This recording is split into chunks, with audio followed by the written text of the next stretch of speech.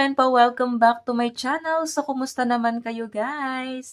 Okay, so ayan, patawag ko sa inyo mga loves. Kasi the lovers tayo. Ayan, papakilala ko guys kasi di nila alam ang tatawag sa akin. No? Diba, may nababasa ako, the lovers.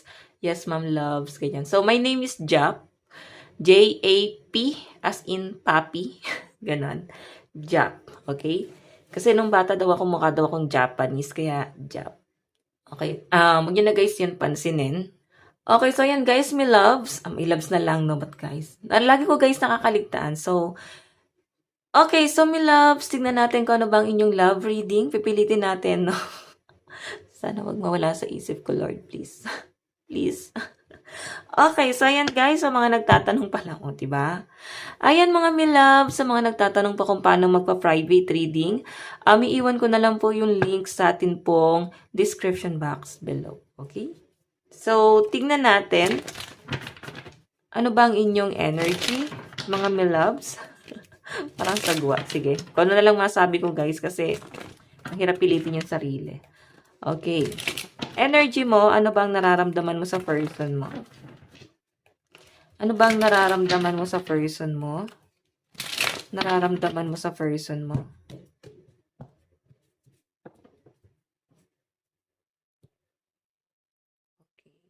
And ano naman ang nararamdaman sa'yo ni person? Nararamdaman sa'yo ng person mo? Ano bang nararamdaman sa'yo ng person mo? Nararamdaman sa'yo ng person mo? Ano ang nararamdaman ng person mo sa'yo?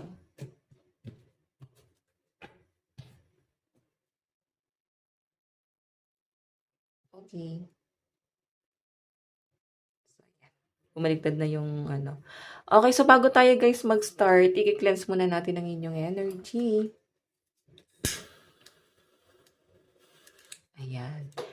I-cleanse natin na sana'y mawala na lahat ng pag-overthink, lahat ng mga masasakit na nararamdaman mo ngayon, lahat ng mga sacrifice na ginawa mo sa person mo, babalik ka na dun sa dating ikaw na nawala, no? Simula nang minahal mo yung person mo. So, ibabalik natin yung inner child mo na nawala. Ibabalik natin yung pagmamahal mo sa sarili mo.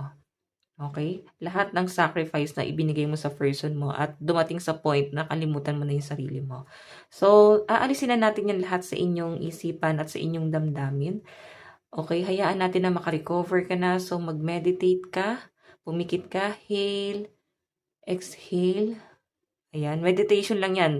So, yung iba sa inyo guys, yes, nag-work po ang meditation sa pag-move on. Okay, kasi mas gumagaan sa pakiramdam.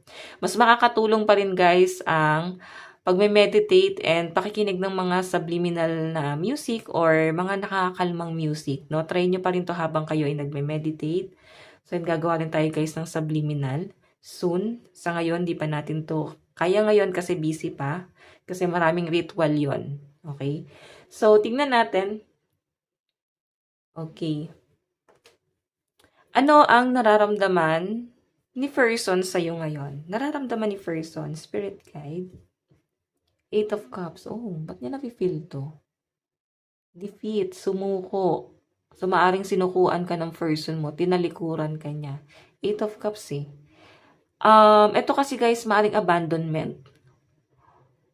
Pwedeng inabandona ka ng person mo. Ayan o.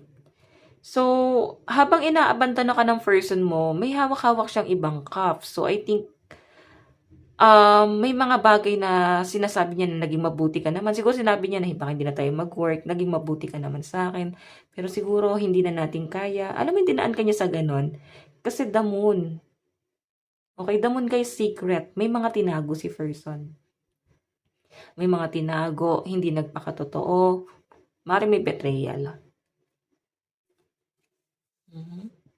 Or maaaring na-feel mo na parang binasura ka ng person mo. Parang tinuring kanyang hangin. Tinuring kanyang basura talaga, literal. Para bang, siguro lagi mo ipinapaalala sa person mo na nag-i-exist ka sa buhay niya. Pero hindi mo kailangan ipilit si person. Kung ayaw niya guys, makipag-communicate sa'yo. Kung ayaw ka niya guys, kausapin. Okay? Kasi kung mahal ka ng isang tao, hindi mo kailangan ipagpilitan yung sarili mo. Okay? Pero ito yung nararamdaman niya sa'yo. So, I think inabandon na ka ng person mo. Titingnan pa natin guys, meron siya guys malalim na dahilan kung bakit niya ginawa yun at hindi niya na yun guys sinabi. Pwedeng alam mo pero yung pinaka-rason kung bakit niya nagawa yun, siguro yun yung palaisipan sa'yo. Paano kanya tignan ngayon? Meron tayong Queen of Cups. So, mapagpatawad, mahaba ang pasensya. So, kahit nagagawan kanya ng kasalanan, pinapatawad mo si person. Okay? Yun nga lang guys, kahit binibigyan mo ng second chance or pinapatawad mo si person, hindi mo maiwasan na masakit talaga yung ginawa niya sa inyo. Pwedeng nangaliwa siya, nagkaroon ng third party. Araw-araw to guys tumatatak sa isip mo na hindi mo pala guys kaya nakalimutan. Akala mo lang kaya mo magpatawad pero hindi mo pala guys kayang kalimutan yung mga nangyari. Okay? So, titignan natin ano naman po yung action ni person. Wala tayo sa ulirat. No? Feeling ko tulala si person ngayon kasi para bang sobrang gaanong energy na nasasagap po sa kanya guys. Okay? So, I think binasura ka nito talaga eh. Ngayon kasi guys, ang nakikita ko sa kanya, mas iniisip niya yung sarili niyang pakiramdam. Baka guys, naiisip mo rin yun eh.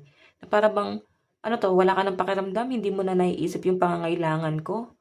Yung problema mo na lang yung iniisip mo. So, I think, nandun na kayo sa point na yon. Tignan natin guys, ano yung action ni person. 3 of Cups, so celebration. Nalilibang kasi si person eh. Wala naman ako guys nakakitang something na ginagawa niya as in ngayon, no? Nalilibang si person, nag-e-enjoy kasama yung mga friends, pwedeng may bisyo, nagiinom, nag-e-explore, masaya siya eh. Hindi ka niya napapansin, nakakaligtaan ka niya kasi masaya siya.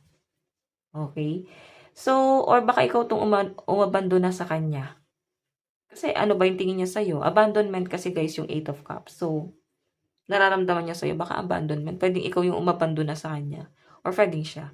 3 of Cups, nakita ko guys si person na hilig sa alak. Baka umiinom siya lagi. Nag-happy-happy siya. Siguro ito yung nakikita niyang dahilan or ito yung nakikita niyang paraan ngayon para makatakas sa problema. Okay? Parang ina-assume niya lang sa sarili niya na masaya siya pero deep inside meron siya pinagdadaanan. So, titingnan po natin ano naman po yung magiging overall energy ni person dito sa action na gagawin niya. Meron po tayong the tower, di ba? Ito yung kinakasira niyong dalawa, yung pambabaliwala niya. Nakita niya kasi na mapapatawad mo naman siya. Di ba? Tinanggalan ka niya guys ng pakiramdam as in. Okay? Na parang wala ka nang dapat maramdaman. Gagawin niya na lang yung gusto niya. Ganun yung pinapakita sa akin. Siguro guys, hindi kanya sinasama sa mga gatherings, celebration. Pwedeng hindi fair eh. Parang napaka-unfair nung treatment na ginagawa niya sa inyo guys. Parang inichapuera ka or binabaliwala ka niya. Parang nararamdaman mo na, ano pa kaya ako sa buhay niya? Ano pa kaya yung papel ko sa buhay niya? Okay, nakakalungkot sa side mo kasi para bang as in, grabe yung pambabaliwala ng person mo sa'yo. Pero titingnan natin mamaya yung energy niya. Okay? Doon sa overall energy. Okay, ano yung mangyayari? Current situation. Ito kasi guys, past situation to. Okay, past. And mamaya titingnan natin yung current and in the near future. So, sa past, ayan, nagkaroon ng ending. Kasi ito yung pinagagawa niya. Pinitsapwera ka niya. So, maaaring ex mo to, or nag-end na kayo, or nawala na yung tiwala. Bottom of the deck, meron tayong Knight of Cups, Emperor, and King of Swords. Siya pa guys yung may ganang magalit dito. Pwedeng hindi niya nakikita yung mali eh. Kunyari, pwedeng sasabihin mo sa kanya na maghiwalay na tayo, hindi ko na nakikita yung sarili ko, hindi na tayo nag-work. Para bang hindi mo na ako sinasama dun sa plano mo. Para bang nasan pa ba ako dun? Okay, so I think si first tatanungin ko niya, ano ba nangyayari? So wala siyang guys explain. Di ba? Wala siyang explain. Tatanungin ka pa niya, ano ba nangyayari? Ano ba problema? 'Di ba? Sinabi mo na nga hindi mo na nga nakikita kung ano yung nangyayari, 'di ba? Sinabi mo na nga sa person mo yung problema, tatanungin ka pa niya, ano problema? Ibig sabihin, wala talaga siyang pakialam. Okay, wala talaga siya guys pakialam. Nakakagigil yung energy ni first. 'Di ba? Ano ba to? Tanga-tangahan siya guys. Lutang lang si person. So, may inis ka na lang guys dito. So, sa side ng person mo, 100%, ayan, puro cups. water sign. Cancer, Pisces, Scorpio. Puro water sign. Kasi cups, cups, cups, cups. Okay. And earth sign. Capricorn, Taurus, and Virgo. Meron tayong earth sign tuloy. Fire sign. Aries, no? Aquarius, Gemini, Libra. Pero 1% lang po sa air sign. Malakas ang energy ng water sign. So, tignan natin guys. Ano yung nararamdaman mo kay person? 5 of Wands. Galit. Parang binabaliwala ka. Magulo yung isip mo ngayon. Gusto mo na lang makarecover. Gusto mo nang makalimutan lahat ng mga pinagagawa niya. As in, gusto mo na lang bumalik yung dating ikaw. Okay, parang gusto mo na lang siyang pabayaan. Parang bahala na siya kung ano yung gusto niyang gawin sa buhay niya. Basta nakakita ko sa inyo guys, gusto mo lang makarecover. Kasi yung nararamdaman mo sa kanya, 5 of Wands. Parang puro na lang guys galit. Hindi mo guys kayang pigilin eh. Minsan nagbubulag-bulagan ka na lang pero hindi mo guys kayang magbulag-bulagan. Kasi ito talaga guys yung treatment niya sa inyo. Binabaliwala ka niya. So, nandun ka sa point na nagagalit ka sa kanya. Lagi ka nakikipagtalo sa kanya. Kasi lagi mong pinapaalala sa kanya. Parang, hey, I'm exist. Diba? Na nag-exist ako. Nararamdaman mo ba ako? Diba? So, I think, hindi ka niya gustong maramdaman. Fire sign, Aries, Leo, Sagittarius. So, tignan natin guys, ano naman po yung tingin mo sa kanya ngayon. Page of Swords. Parang piling mo unti-unti ka na niyang iniiwan. Unti-unti na siyang nagbabago. Okay? So, sa nakikita ko dito guys, para bang nagkakaroon ka na ng disappointment. Kasi ang laki na guys ng pinagbago ni person. Hindi na siya yung kilala mo. Kasi page na eh. Oh. Sabihin, nararamdaman mo na yung unti-unting paglayo ni person. Okay? Nararamdaman mo na kung ano yung mali dito sa relationship na to. Na para bang hindi na siya ganun ka-excited na makita ka. Hindi na siya guys ganun ka-excited na makausap ka. Na para bang nag-e-effort siya sa inyo before. Ang galing niya nung naliligaw siya or ang galing niya nung nagpapaligaw siya. Pero ngayon na maaaring nagtagal na kayo, grabe, laki na nung nagbago. Okay, nararamdaman mo na. Oh. Tignan natin guys ano yung magiging action mo. Knight of Wands. Mahal mo pero lalayo ka na. Kumbaga, na-trigger ka dito. Kasi ang gusto mo lang dito, mag-effort siya eh. Ang gusto mo lang, gumawa siya ng hakbang para mag-work kayo. Yun nga lang guys, mukhang yun yung hindi nangyayari. Okay? So, tingnan natin yung magiging outcome ng magiging action mo. Okay, so meron tayong the tower pa rin. Parehas kayo. Okay? Siya yung dahilan kung bakit kayo nag-e-end. Kasi ikaw magulo yung isip mo, ikaw yung sobrang nagmamahal dito. The tower ending. So, parehas niya na guys, piniling maghiwalay. Or pwedeng nakipaghiwalay ka na sa kanya, pero siya, yung may dahilan. Okay? Kumbaga sabihin natin, yes, baka pinigilan ka naman niya that time, pero hindi na, alam mo yun, sige, sabihin natin pinipigilan ka niya, babalik ka. Pero ganun pa rin, parang binabaliwala ka pa rin niya, binabasura ka pa rin niya. So, parang siguro napuno ka na, parang hindi na to tama. I-end na lang natin. Bottom of the deck, marami ka nang na-realize as in. Na para bang itong relationship na to, si person mo kasi guys, marami rin siyang responsibility. Maring wala siyang plano para sa inyo kasi mas pinagtutuunan niya ng plano yung, yung ibang tao. Doon niya tinutuon yung sarili niya. So, maaring may third party involved nga talaga. And I think guys, yung nagiging third party rito is yung family or pwedeng trabaho or pwedeng nakikita mo na hindi kanya guys priority. Hindi ka na niya guys binibigyan ng tulong pinansyal kasi nilalaan niya na to sa ibang tao. Okay? Ang laki na guys ng pagbabago ni person. So, sa side mo, malakas ang energy ng air sign, Aquarius, Gemini, Libra, Aries, Leo, Sagittarius. So, kung sa mga nabanggit natin guys, maaaring nandito yung big three mo, no? Sun, Moon, Rising, and Venus sign. So, maaaring makaka-relate ka pa rin sa reading natin. Tignan natin guys, ano yung magiging future nyo? Saan na patungo? Saan na patungo? Okay. Kukunin lang natin guys yung tarot.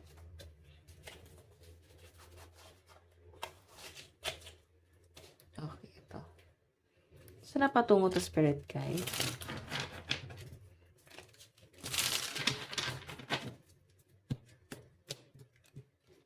Saan na po patungo yung relationship?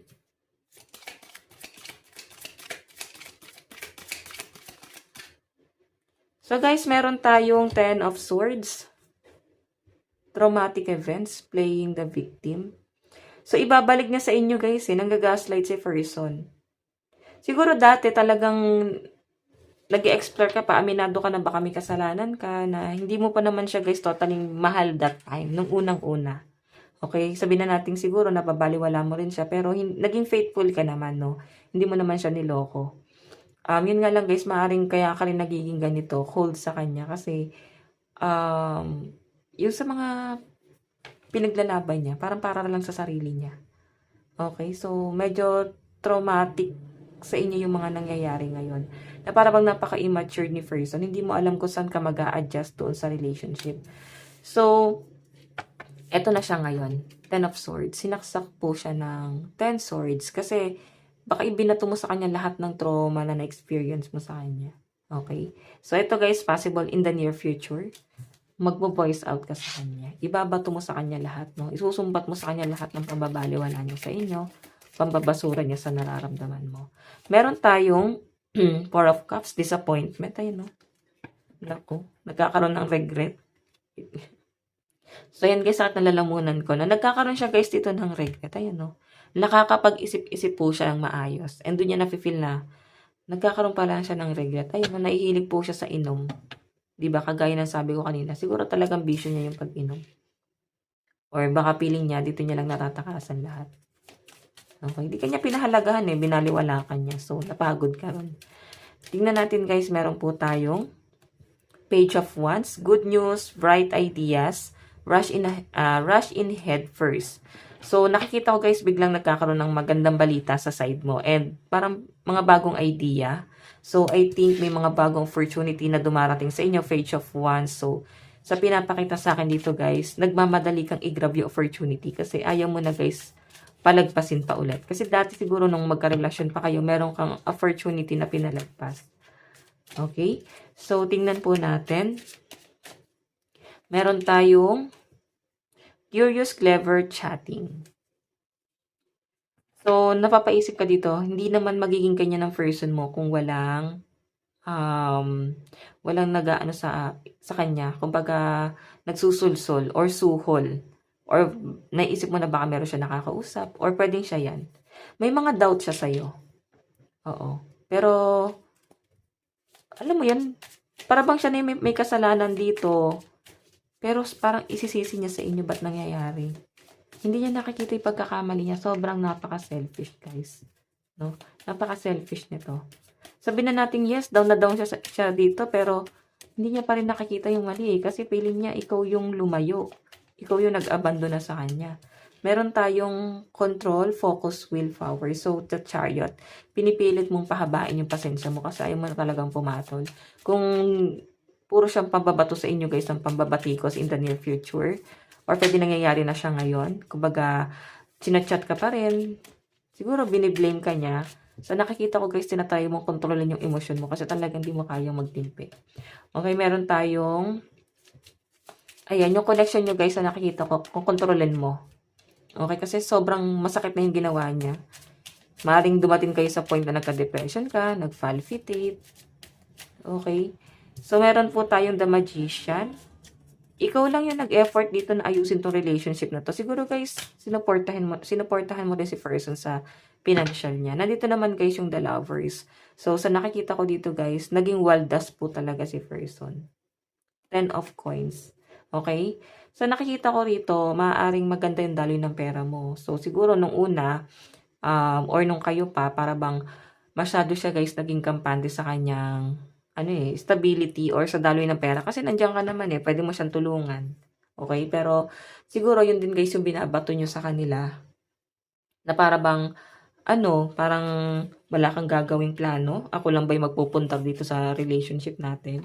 Kasi pwedeng may nasisimulan ka na Siya guys, sabi nating may magandang trabaho, pwedeng napopromote. Pero parang hindi siya guys nag-grow. Maring wala siyang naiipon. Walang napupundar. Tignan natin guys, mensahe na person sa'yo. So, malakas po ang energy ng air sign, Aquarius, Gemini, Libra, Cancer, Pisces, Scorpio, Aries, Leo, Sagittarius. Okay, so yun lang. Yun nakikita ko rito. Tingnan natin guys, mensahe ni person. Meron tayong, I lost myself for a little while. Diba? Nabigla lang daw siya nung una. Siguro, nalibang siya eh. Diba? Nagpadala siya sa pansamantalang kaligayahan. So, parang feeling niya, nawala siya sa ulirat that time. Kaya gusto niya sigurong ayusin. So, meron tayong, I am afraid to contact you. So, gusto niya ikaw yung humabol. Pero, wag kayo guys sa habol. Kasi nakita ko na, hindi niya rin guys matitiis. Oo, magpaparamdam rin yan sa inyo. Pero I think, lilimitahan mo yun. Baka i-block mo na or baka binlock mo na to. Meron po tayong, I hid who I really am from you. So, may mga tinago siya sa inyo. Kumbaga, mga secret, hindi nagpakatotoo. Meron po tayong, I want to feel that way again. Diba? Ito yung regret na nararamdaman niya, guys. Gusto niya ulit maramdaman yung presensya mo. Okay? Naging selfish siya eh. Sarili niya lang yung inisip niya. So, I think ikaw natatauhan ka dyan. So, guys, ito lang po ang inyong reading. Hanggang sa muli, God bless and love you all. Bye-bye!